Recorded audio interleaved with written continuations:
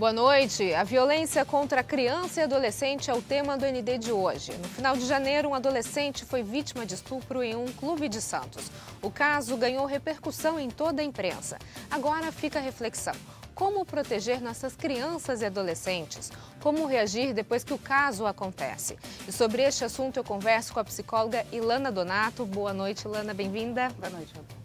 E também com a presidente da Comissão da Criança e do Adolescente da OAB de Santos, Letícia Giribello Gomes do Nascimento. Boa noite, doutora, bem-vinda.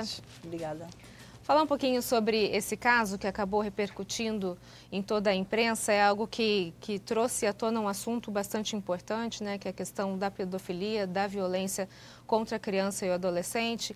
O que pode levar, Ilana, ao indivíduo ter essa ação de pedofilia, essa agressão contra crianças e adolescentes? É importante deixar claro que o pedófilo nem sempre pratica o abuso sexual infantil. E as pessoas que praticam o abuso sexual infantil nem sempre são pedófilos. Então, existe uma diferença muito importante, né? O pedófilo é um desejo, né, pelo vulnerável, pela criança, né? É o que dá prazer sexual para ele, né? Muitas vezes, quando ele se depara com esses desejos, ele já um adulto, ele entende da moralidade, né? Ele se envergonha por isso algumas vezes, né? E ele toma esse cuidado. Muitas vezes ele cai em depressão, né? Chegando até um possível suicídio, porque ele entende que é um assunto, é um tabu e isso o incomoda, né?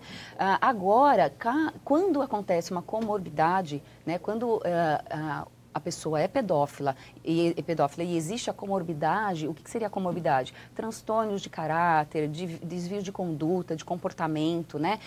Predisposição, né? Aí sim, chega ao abuso, chega a violentar uma criança, né? Passa então a ser o crime. Né? A pedofilia, ela começa como uma doença, né, a ser monitorada, né? O tratamento é a monitoração. Precisa, né, de tratamento? Na realidade, é um acompanhamento, né? Para você entender melhor, a gente até consegue fazer uma comparação com o alcoolismo. Né? Então, hoje eu não bebi, hoje fazem 2 dias que eu não bebo, 3 dias que eu não bebo. A pedofilia, esse desejo, ele tem que ser controlado. Né? Então, é um desejo. Só que o que acontece... E é caracterizado como uma doença? Sim. Uma doença? Sim. Mas o crime, o abuso, às vezes, não é um pedófilo. Às vezes, são pessoas com transtorno de personalidade, outros tipos de déficit de caráter que leva ao abuso, né? E pode ser também que seja um pedófilo e que também atue, né, com abuso sexual infantil. Então, nós temos esses 2 olhares, né? No momento que acontece o abuso, sim, deve ser tratado como crime, né? A doença é um segundo plano, né? Deve ser tratado como crime. E esse crime, como é que é monitorado? A gente tem índices na região, doutora? Então, nós entendemos como crime não só a violência em si, o ato sexual contra a criança, né? O simples fato de você ter no seu dispositivo móvel, no seu computador, fotos, imagens, filmes, com crianças em atividades que envolva, né, que tenha caráter sexual, já é considerado pelo Estatuto da Criança e do Adolescente como crime. Está previsto no artigo 241A, B e C. Então, é um assunto muito delicado, que precisa ter esse olhar que a psicóloga, né, trouxe. Nem todo mundo que tem o desvio da doença comete crime. E nem todo criminoso tem a doença. Às vezes, realmente é um desvio de caráter, né?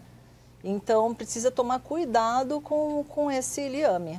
Agora, existe algum estudo que confirme, por exemplo, que pessoas que foram abusadas, elas tendem a refazer o mesmo ato em outras pessoas, a reproduzir isso? Falta dados, né? O que acontece? A gente só vai a fundo na pesquisa quando se depara com consegue, a pessoa que abusou, ela vai para tratamento, ela vai ser investigada e aí encontra-se o fato dela ter sido abusada, né?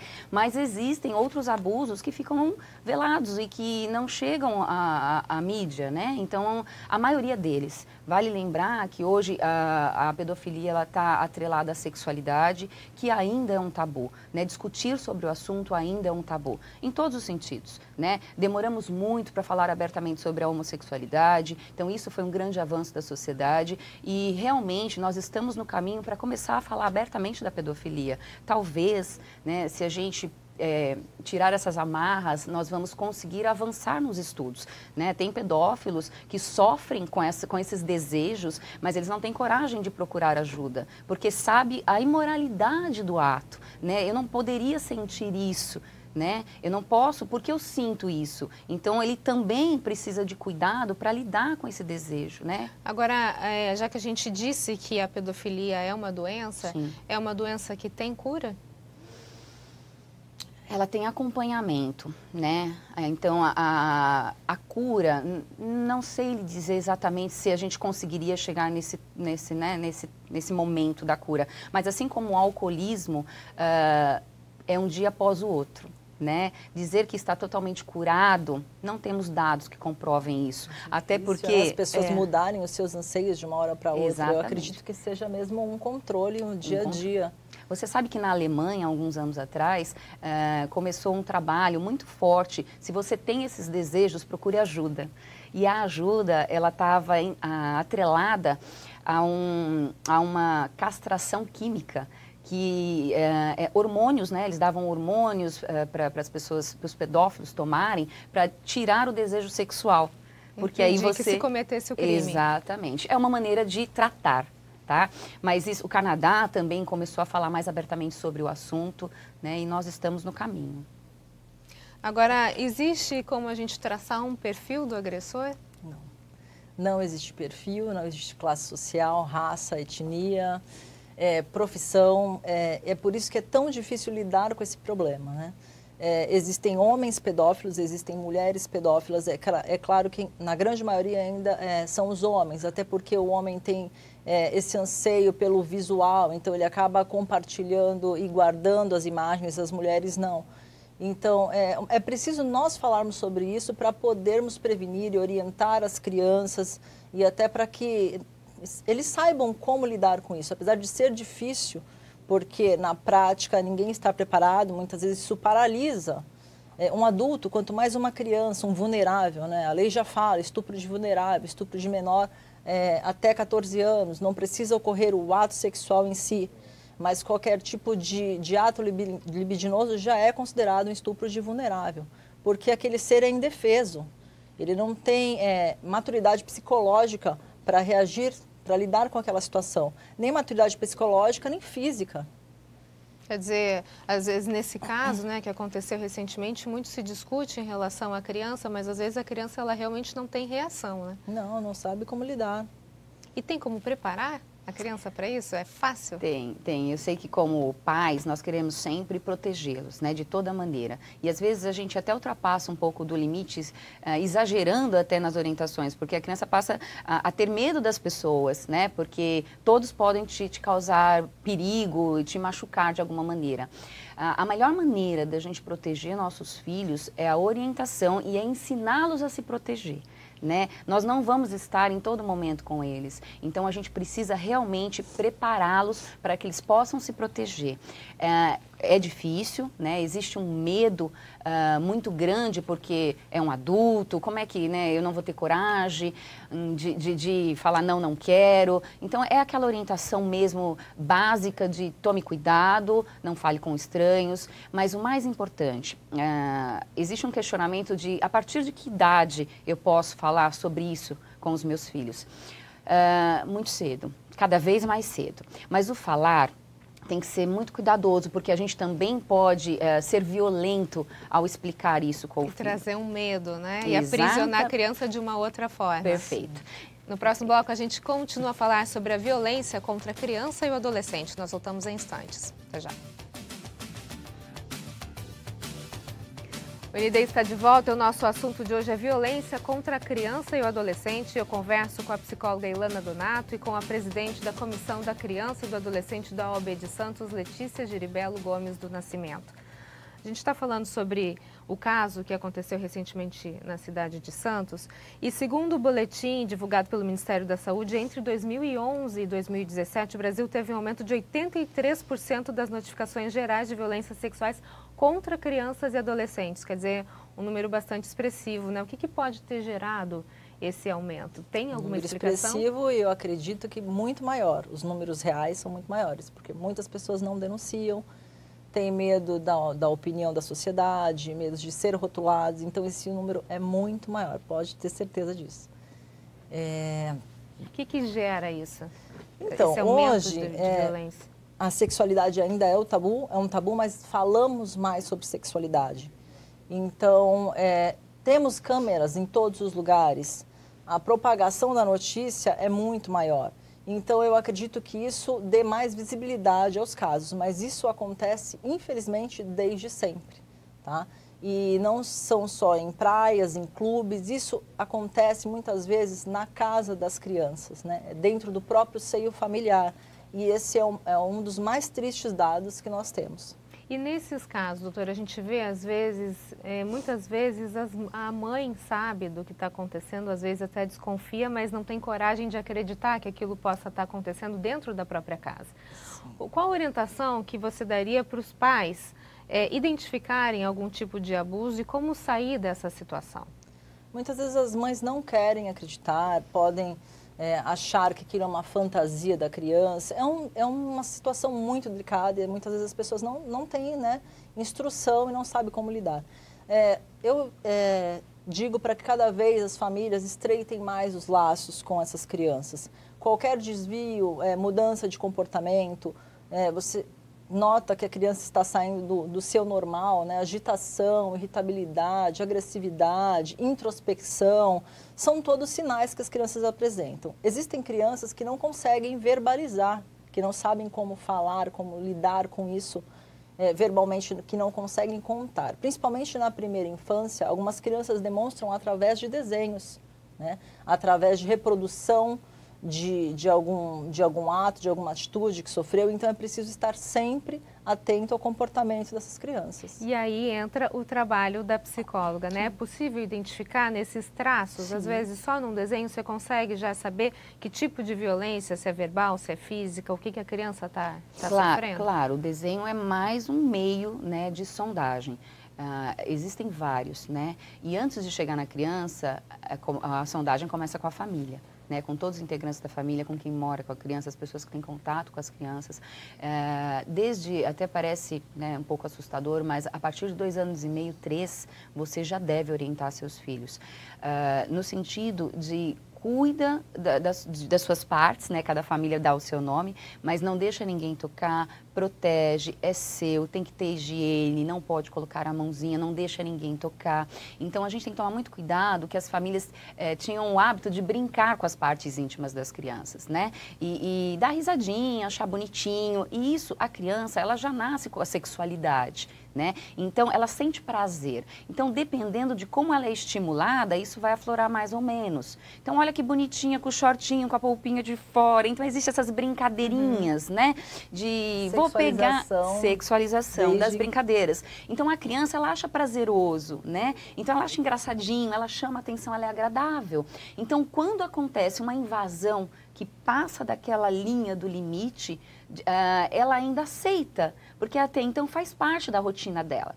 Quando ela vai crescendo, e às vezes o abuso vai acontecendo, não físico, mas psicológico, no verbal, isso é uma agressão. Quando ela começa a dar conta disso, ela se sente culpada, porque ela fala, como assim?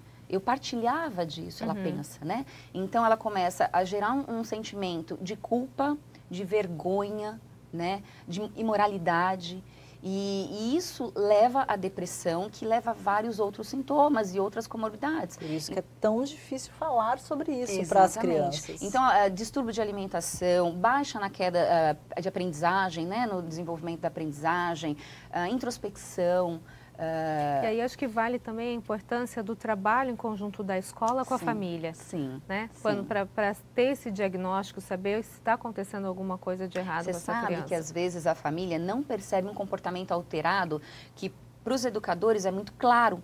E aí por que ela não percebe? Porque ela convive com aquilo o tempo todo, faz parte da rotina dela. Ela sempre foi assim, ou ele sempre foi assim. E aí quando você vê no contexto escolar, no meio de todos, você tem um outro parâmetro. Né? E às vezes você chama a família, tá tudo bem? Não, ele é assim mesmo, ele gosta de ficar no quarto dele, ou ela. Então, você começa a pontuar e levantar as possibilidades. Claro, fica de olho, vê se está tudo bem, se alguma coisa está incomodando, né? E aí muitas coisas aparecem. Então, a escola, ela serve também como uma ferramenta de alerta, né? Mas a orientação, ela vai dentro de casa e dos pais. O que é importante, a mãe e o pai, juntos sempre? A orientação tem que ser sempre juntos. Ninguém mexe nas suas partes, filha ou filho, né? Não protege, não pode pôr a mão, suja, então vem bichinho, vai dar coceira, ninguém toca, ninguém mexe. Tá? E para quê? Para ela entender que isso, a quem? Ninguém? Não, titio não, primo não, vovô não, ninguém, só mamãe e papai.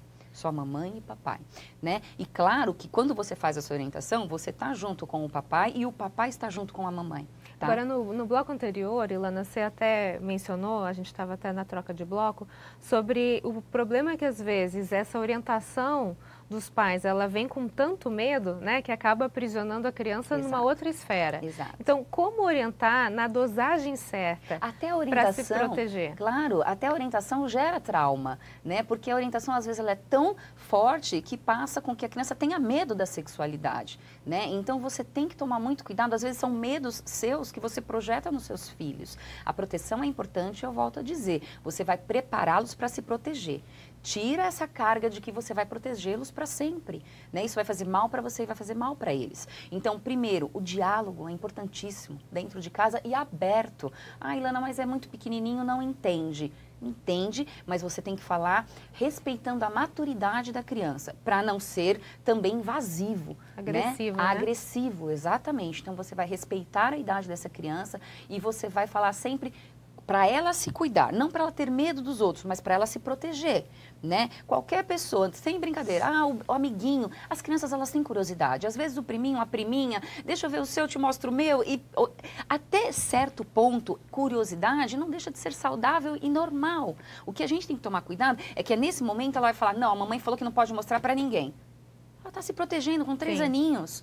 Com 3 aninhos, ela está se protegendo, né? Então, é isso que você vai treinar e capacitar seus filhos para se protegerem, né? Isso é extremamente importante. E é fácil orientar os pais depois que acontece um caso desse, por exemplo? Como é que vocês orientam os pais? Então, nós orientamos para que, se a violência é diretamente contra a criança, para que os pais procurem a Polícia Civil, que é uma polícia técnica. Existe uma parte da Polícia Civil que é a Polícia Científica, que é uma polícia especializada, tá? E lá a criança vai ser ouvida, é o que nós esperamos, né? Da maneira correta, porque existe um profissional preparado para isso. Tá? Porque muitas vezes a criança passa por esse trauma e ela precisa repetir isso inúmeras vezes. Para o educador, para o pai, para o delegado, para o psicólogo, assistente social, conselheiro tutelar. Quer dizer, até a criança chegar na frente de um juiz, ela já repetiu essa história inúmeras vezes. Isso causa cada vez um trauma maior. Então, desde 2008, o ECA teve uma reforma e existe a escuta sem dor, que é exatamente tentar passar a criança com um profissional especializado para que ela precise falar uma única vez sobre aquilo. E a mesma informação se pulverize para todos os meios necessários. Uma vez que ela seja ouvida da forma correta, ela não precisa ficar repetindo. E ela consegue, é difícil, mas ela consegue lidar melhor depois, até com um tratamento psicológico, com essa dor e com esse problema. E no próximo bloco a gente continua a falar sobre a violência contra a criança e o adolescente. Nós voltamos em instantes. Até já. O ND está de volta. O nosso assunto de hoje é violência contra a criança e o adolescente. Eu converso com a psicóloga Ilana Donato e com a presidente da Comissão da Criança e do Adolescente da OAB, Letícia Giribello Gomes do Nascimento. A gente está falando sobre a questão da violência contra a criança e adolescente, principalmente dando enfoque com o que aconteceu no SESC de Santos, onde uma criança foi abusada dentro do vestiário, dentro do banheiro. E a gente está falando sobre essas orientações e como se é que é possível se prevenir, né? O que daria para ser feito nessa situação. Você estava falando, Ilana, sobre a importância da família ter esse diálogo com a criança e também na escola, os professores terem esse olhar diferenciado para saber se essa criança foi violentada ou se está acontecendo algum tipo de abuso. As escolas hoje, elas estão preparadas para esse tipo de conversa e de posicionamento? Assim como a família ainda não está, a escola também está caminhando para, né? Nós, profissionais da educação, estamos o tempo inteiro capacitando nossos professores, sempre focado no olhar, né? No cuidado, no resgate dos valores. O comportamento, a felicidade, ela faz parte de um valor. Se você percebe que a criança não está bem, que ela está triste, que ela quer se isolar, que ela não quer brincar com os amiguinhos, ou até o próprio adolescente está rebelde, está nervoso, está impulsivo. Às vezes uma questão de indisciplina para o adolescente nos traz algumas informações, né? Um isolamento de uma criança nos traz algum dado. O que a gente precisa é não deixar isso passar em branco. Né? Quando você perceber, os professores eles são orientados, né? Se perceber algum comportamento, seja do exagerado para o introspectivo, sinalize, verifique, observe, né? Se é passageiro, se não é, e a família o tempo inteiro em contato com a escola. Né? Muitas vezes, volto a dizer, a gente chama a família não tinha percebido determinado comportamento do filho, né? E algumas vezes a família nos liga e fala, observa meu filho que eu tenho achado ele estranho. Então eu acho que essa é a grande parceria. Essa troca, né? Exatamente, essa é a grande parceria. Agora, tem um assunto que eu acho que ele é o ícone, um ponto muito importante em relação à violência da criança e do adolescente, que é a questão das redes sociais. Né? Como é que você vê isso, doutora? Sim. O que pode ser evitado? Quais os cuidados a serem tomados? Nós orientamos que os pais tenham um controle, não que proíbam, mas que tenham um controle. A maioria das redes sociais tem uma determinação que é a faixa etária a partir dos 13 anos. Exatamente por isso, porque a criança não tem maturidade para lidar com certas coisas que estão na rede. Então, nós pedimos para que isso seja respeitado. E outra coisa são os próprios pais que não têm a dimensão do risco que é a exposição das suas crianças em rede social. Muitas vezes acabam postando fotos de crianças de biquíni, fraldinhas, seminuas, e não têm a dimensão do que pode acontecer, né? De todos os transtornos que isso pode gerar. Existem pessoas que criam perfis falsos em rede social exatamente para roubar essas fotos e encaminhar para sites estrangeiros. E fazem montagens, enfim, colocam uma foto, às vezes, comum, inocente, num contexto sexual.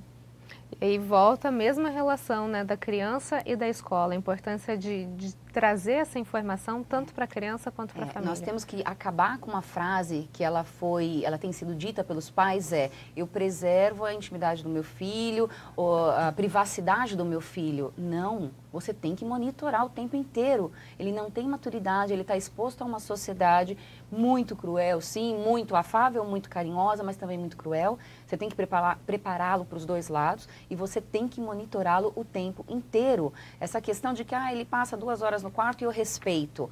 Tudo bem, mas você tem que saber o que ele está fazendo lá. Ok, Ilana, muito obrigada pelas suas informações. Letícia, muito obrigada. O ND fica por aqui. Uma ótima noite para você. Fique agora com o Jornal da Band. Até mais.